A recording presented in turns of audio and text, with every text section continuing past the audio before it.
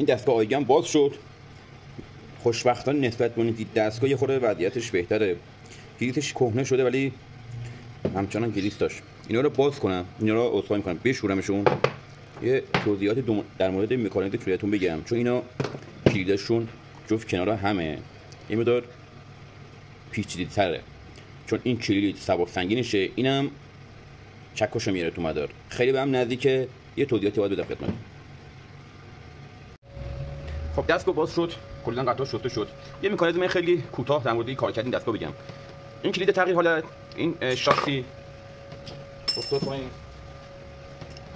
این زائده اینجا میاد اینجا میشینه به این صورت که کلید تغییر حالت این قسمت اینو بالا و پایین کنه.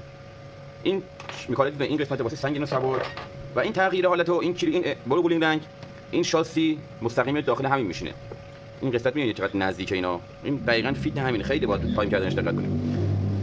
این چیکار انجام میده؟ این قسمت میبینید، این وقتی که بیاد عقب بلو گولینگ رنگ میاد تو مدار، با جابجا کردن این میره عقب، بلو گولینگ رنگ خالی میاد و این خالی میچرخه. این که وقتی بیاد عقب همزمان بلو گولینگ رنگ هم میاد تو مدار رو توسط این پیستون که بالا پایین میشه به این صورت، یعنی اینجوری بالا پایین میشه و این ضرب بزن میاد ضرب میزنه پشت قلمی که داخل دستگاه است. کل مکانیزم این دستگاه این چیزی که من خدمتتون عرض کردم.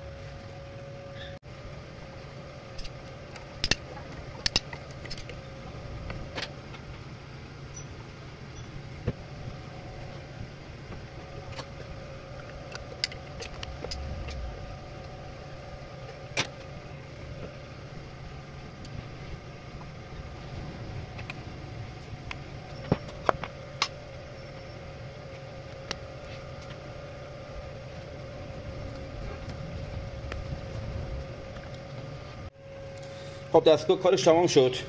دستگاه سرویسی 0 تا 100. اینا یه جورایی میشه گفت سه حالت است.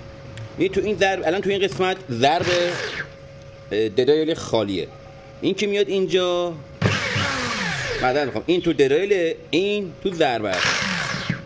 نه باید دستم سر میخوره. بعد یه حالت هم داره که این فقط میتونی ضربه خالی بزنی، اینو که بیاری این وسط خلاص میشه، این فقط این ضربه تکی میزنه. این دور سرعتیه، این دور قدرتی. فقط این دستگاه مثل این دستگاه کلاژدار نبود، اینو باید یه ذره بچرخونی تا این دنده جا بیفته، ولی این دستگاه خودش فنر داشت، به مثل اولین چرخش خود دستگاه جا میفته.